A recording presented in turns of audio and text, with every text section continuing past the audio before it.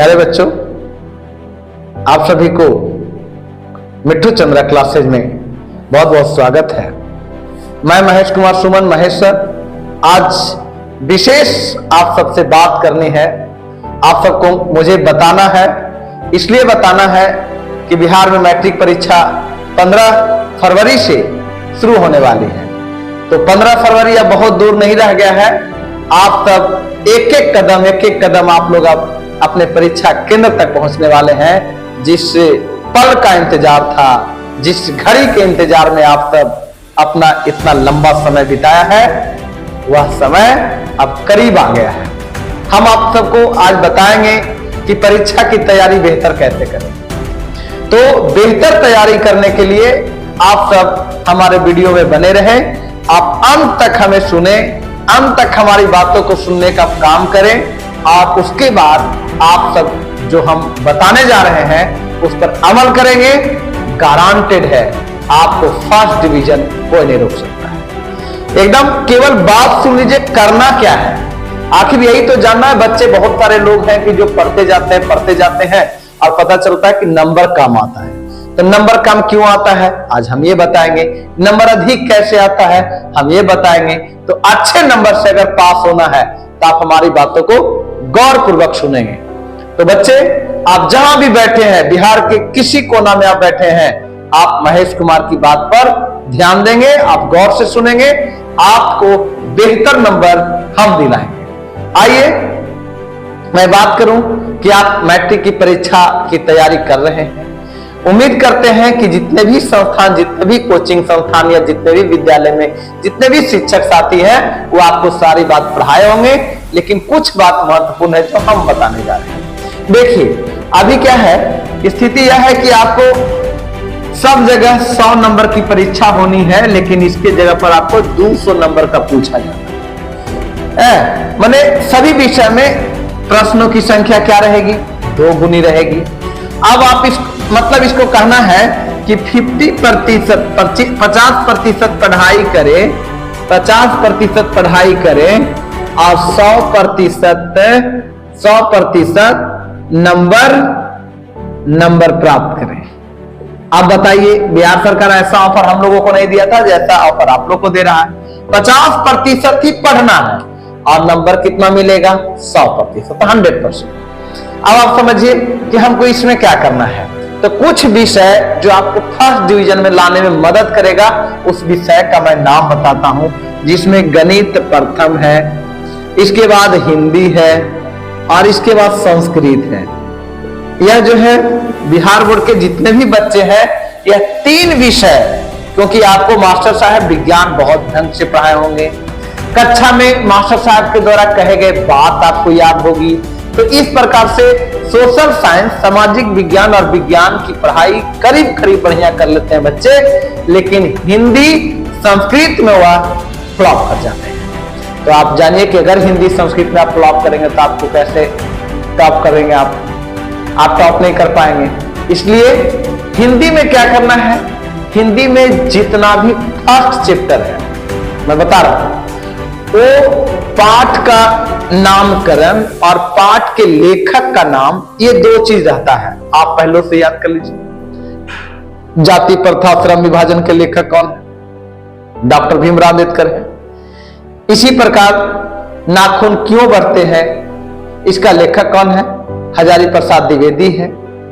इसी प्रकार जितना भी पद है, गद है, आप एक चैप्टर का आप याद कर लीजिए। ये आपको 10 से 20 नंबर, कुछ बच्चे तो फेल भी कर जाते हैं, पता नहीं कैसे फेल कर जाते हैं। जबकि एक पेज का ये याद रहेगा तो हम 10 से 15 नंबर केवल इसी पेज को याद कर लेने से हमारा आ जाएगा। ये ऑब्जेक्टिव प्रश्न आता है। दूसरी तरफ आपको क्या करना है, हिंदी में गद्यांश रहता है 20 नंबर का, और मालूम है वह गद्यांश डबल होता है। आप 2 में 1 गद्यांश का चयन करेंगे जो आपको सरल और सहज भाषा में प्रतीत होगा। आप एक को चुन लीजिए, उसको पढ़िए और पढ़ करके उसको उत्तर क्या करना है, खोजना है। जिस प्रकार से आप खोज करके अगर बढ़िया अपनी भाषा में आप लिख दिए तो 20 नंबर वहां से आ जाएगा। आपको चैप्टर का नाम और उसके लेखक का नाम याद है तो इतना से आप 10 से 15 लेके आ सकते हैं। 20 नंबर उधर हुआ तो ये 30 नंबर। 5 नंबर का पत्र रहता है बच्चा, कितना हुआ बताइए? 35 नंबर। इसके बाद 10 नंबर का क्या होता है? 10 नंबर का आपका मालूम है? निबंध आता है। 10 नंबर का निबंध आता है बच्चा। तो अभी से आप प्रैक्टिस कीजिए निबंध लिखने के लिए। निबंध कैसे लिखते हैं वो सोर्स ऑफ नॉलेज पर डिपेंड करता है कि आपके अंदर उस विषय पर कितना सोचने की क्षमता है और कितना आप उसके अंदर जानकारी रखे हैं। सपोज दीपावली पर ही अगर आता है तो दीपावली के बारे में आप क्या जानते हैं? दीपावली में आप पुरानी परंपराएं क्या है और उसमें नया क्या हुआ है? दीपावली त्योहार से आपको लाभ क्या है और दीपावली से हानि क्या है और उसकी छोटी छोटी एक दो कहानी क्या है? अगर आप इतना ऑब्जर्व कर लिए तो आपको दीपावली पर निबंध लिखा जाएगा। दूसरे तरफ बच्चे जो है निबंध को छोड़ देते हैं। अरे भाई उसमें अलग अलग बांट दिया होता है, अलग अलग बिंदुएं होते हैं, उसी बिंदु पर चर्चा करनी होती है। आप 4-4 लाइन भी लिखोगे तो 5 भाग में उसको बांटा है। आप 5 को 20 लाइन लिखेंगे। एक लाइन में अगर 5 ही शब्द रहेगा तो आप 20-25 100 शब्द में लिखेंगे। 300 शब्द होता है। आपकी बहुत अच्छी हैंड राइटिंग है हिंदी में और वाक्यों की शुद्धता है, वाक्यों की सार्थकता है, तो आपको नंबर वहां भी 5 से 6 नंबर मिल जाएगा। लेकिन आप 2 से 300 शब्दों में अगर उसे लिख देते हैं तो हम उम्मीद करते हैं कि आपको एग्जामिनर 8 से 9 नंबर दे देगा। अब समझिए कितना हो गया? 45 नंबर। 5 नंबर कहां है? 5 नंबर भावार्थ लिखना है, अर्थ लिखना है। यदि मास्टर साहब हिंदी आपको पढ़ाए हैं तो जो कहानी पढ़ाए हैं कहानी याद है, कविता याद है, तो कविता याद है, कविता का स्टैंजा याद है, तो अगर मालूम है कि इस कविता का मतलब क्या होता है, किस पाठ का ये है और उसके लेखक कौन है, अगर इतना बढ़िया से आप सरलता पूर्वक उसे लिख देंगे तो आप वहां से 5 नंबर 50 नंबर लिखना था। आपका 50 नंबर कंप्लीट हुआ। 100 ऑब्जेक्टिव है। 100 ऑब्जेक्टिव में कितना बनाना है पता है? 100 ऑब्जेक्टिव में 50। हम समझते हैं कि अगर आप मास्टर साहब की बात भी कक्षा में सुने होंगे तो यह 50 नंबर आपका लग ही जाएगा, क्योंकि व्याकरण से भी आपको ज्ञान रखना है, व्याकरण से भी बहुत सारी चीजें आती है। 10 नंबर जो हम आपको ऑब्जेक्टिव बता रहे थे, 10 नंबर आपका रिटन करना है, प्रश्नों का उत्तर लिखना है, जिसमें 10 प्रश्न होता है, 5 प्रश्न का उत्तर लिखेंगे, 2-2 नंबर का होगा, यहाँ पर 10 नंबर। तो बेटा हिंदी क्या है? हिंदी प्रमुख है आपको विषय को और आपकी परीक्षा में अधिक प्राप्त अंक लाने के लिए। दूसरी तरफ संस्कृत को क्या करना है? संस्कृत सबसे लॉलीपॉप चैप्टर है, सबसे बढ़िया विषय है। संस्कृत में बच्चे चाहेंगे तो अच्छा कर सकते हैं। संस्कृत एकदम लिमिटेड प्रश्न पूछा जाता है। आपका जितना चैप्टर पढ़ना है संस्कृत में, वृद्ध व्याघ्र कथा पढ़ना है, उसमें आपको आएगा व्याघ्र कुत्र गतः, बाघ कहां जा रहा था, तो आपको याद है कहां जा रहा था, कहां फंस गया था, ये सब कहानी याद रहेगा। क्या रखे हुए था? तो सोने का कंगन। तो इस प्रकार से किसको दे रहा था? तो पथिक को दे रहा था। मतलब है कि जो पढ़े हैं आप, राम परवेश राम कहां के रहने वाले था, वो कहां टॉप कर गया था, तो इस प्रकार से आप याद रखेंगे तो 10 नंबर इसका भी है। पैसेज भी उसका 20 नंबर है, 30 नंबर। मतलब बच्चे संस्कृत में भी फेल करते हुए अजीबोगरीब हालत है। आप मॉडल सेट ले करके और प्रतिदिन 3 घंटा आप तैयारी कीजिए इन सभी विषयों पर। रह गई बात गणित का। गणित में क्या करना है? गणित में आपको हम बता रहे हैं कि कौन सा चैप्टर से आप आसानी से नंबर प्राप्त कर सकते हैं। तो पहला चैप्टर है वास्तविक संख्या। वास्तविक संख्या में आपको क्या पढ़ना है? परिमेय अपरिमेय पढ़ना है, उसका दशमलव प्रसार पढ़ना है, मात्रा निकालने के लिए पढ़ना है, और एक वो आता है सिद्ध कीजिए कि √3 एक अपरिमेय संख्या है, √5 एक अपरिमेय संख्या है, √7 + 1। तो मैंने तो पढ़ाया ही है, जहां भी आपने पढ़ा होगा इस बात को पढ़ाया गया होगा, इस चैप्टर को पढ़ाया गया होगा और आपको समझाया गया होगा, सिखाया गया होगा। आप एक बार रिव्यू तो कर लीजिए। बहुत इजी चैप्टर है वास्तविक संख्या। और हम उम्मीद करते हैं कि जब प्रश्नों की संख्या दोगुना है तो मिनिमम बच्चा वास्तविक संख्या से 15 नंबर ला सकता है, 10 नहीं 15 नंबर। आप इस चैप्टर को एक बार रिव्यू कर ले, क्योंकि मासा लसा इसमें पूछ रहा है, मासा निकालना है, लसा निकालना है, ठीक है। परिमेय संख्या के दशमलव प्रसार लिखना है, कौन परिमेय है कौन अपरिमेय है ये लिखना है। क्यों नहीं भाई, आपको सबसे पहले पढ़ाया गया है। दूसरे तरफ मैं ये पहला चैप्टर का बात किया, फिर दूसरा इजी चैप्टर आपको ले जाते हैं, वो है सांख्यिकी और प्रायिकता, माध्य, माध्यक, बहुलक और प्रायिकता। आप अगर ई भी जो है हल्का संख्याओं का जोग बटा कुल संख्या माध्य आता है, जिसमें आप देखे हैं, मैं पढ़ाया है, मैं वीडियो भी लोड करके दिया है, हो सके तो आप एक बार जाकर देख लीजिए हमारे चैनल में, वास्तविक संख्या और माध्य, माध्यक, बहुलक को। बाकी जो शेष है वो समय समय पर हम जो महत्वपूर्ण प्रश्न रहेगा हम उसको हल करके डालेंगे। लेकिन आप क्या करना है आपको कि वास्तविक संख्या और सांख्यिकी और प्रायिकता अगर कंप्लीट है तो आप 30 नंबर ये दोनों चैप्टर से आप ला सकते हो। मतलब ये 2 चैप्टर कंप्लीट है तो मैट्रिक हम पास कर गए। अब रह गया पास करने के बाद क्या है, अधिक नंबर कैसे आएगा। तो अधिक नंबर आने के लिए अगर आप 2 चरवाला रैखिक समीकरण और द्विघात समीकरण आपको बढ़िया से डील करने आता है, बढ़िया से हल करने आता है, तो हम समझते हैं कि आप बहुत अच्छा नंबर लेके आ सकते हो। बहुपद से अगर समीकरण तक है तो आप 20 से 30 नंबर आप यहां से लेके आ सकते हो। तो क्यों नहीं, अगर 30 नंबर उधर हो गया, 30 नंबर इधर हो गया तो कितना हो गया, 60 नंबर। अब हम समझते हैं कि यदि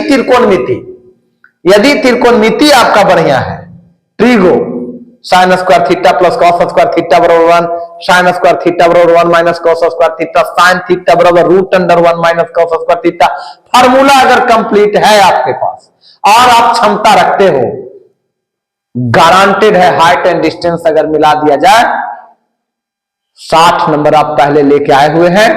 और 30 नंबर त्रिगो हाइट एंड डिस्टेंस तक है तो कितना हो गया, 90 नंबर। 90 नंबर आपको अभी तक बता दिए कि कुछ चैप्टर अगर आपको ज्यामिति भारी भी लगता है, कोऑर्डिनेट ज्यामिति भारी लगता है, लेकिन भारी है नहीं। तुम्हें अगर कठिन लगता है तो बात अलग है, लेकिन हम तो बताया कि कोऑर्डिनेट ज्योमेट्री का वीडियो अभी नहीं डाले हैं, लेकिन हम डालेंगे। कोऑर्डिनेट ज्योमेट्री आपको बहुत इजी है, 10 नंबर का चैप्टर है, लेकिन उसमें भी आप अधिक लेकर आ सकते हैं। कोऑर्डिनेट ज्योमेट्री में बहुत इजी चीज पढ़ना है, आपको पढ़ना है कि निम्नलिखित बिंदु किस पाद का है, प्रथम पाद, द्वितीय पाद, तृतीय पाद, चतुर्थ पाद। आपको केवल उसका सर्किल डायग्राम आपको पता रहेगा तो आप 5 नंबर लेके आ सकते हैं। उसमें पढ़ना क्या है, मूल बिंदु से दूरी सूत्र, 2 बिंदुओं के बीच की दूरी, जब किसी रेखा को कोई बिंदु उसे अंतर विभाजित करता है या बाई विभाजित करता है तो उस बिंदु का नियामक क्या होगा, ये पढ़ना है। और फिर पढ़ना है त्रिभुज का क्षेत्रफल, फिर पढ़ना है त्रिभुज का केंद्रक। ये 4-5 आप फार्मूला अगर याद रखेंगे नियामक ज्यामिति में तो 10 से 15 नंबर यहां भी है। रह गया मेंसुरेशन क्षेत्रमिति। क्षेत्रमिति में आपको वृत्त पढ़ना है, वृत्तखंड पढ़ना है, त्रिज्याखंड पढ़ना है और आपको पढ़ना है घन, घनाभ से लेकर बेलन, शंकु और गोला। अगर आप कठिन लगता है, सब जगह से छाड़ के 30 क्वेश्चन में आपको 15 बनाना है, 30 प्रश्न है 2 नंबर का, 15 बनाना है। आप ऐसे भी आप अगर जाएंगे तो 2-2 नंबर का है। और ध्यान रखना बच्चा कि जो इजी क्वेश्चन है, जिसके बारे में हम बिल्कुल 100% जान रहे हैं कि हमको कैसे कौन सा प्रश्न में हमको बढ़िया क्वेश्चन और खराब क्वेश्चन नहीं चयन करना है, बल्कि हमको वैसे प्रश्न का चयन करना है जिसे हम सरलता से, आसानी से अपनी भाषा में बना सके। ये 15 को छाप लीजिए। फिर आपको बचता क्या है, 4 गो दीर्घ उत्तरीय बनाना है। प्रश्न की संख्या क्या है, 8 गो।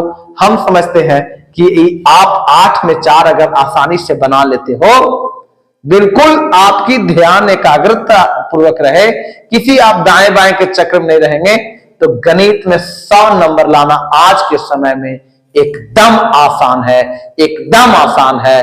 और विज्ञान क्या है, विज्ञान तो आपको रिव्यू करने की चीज है।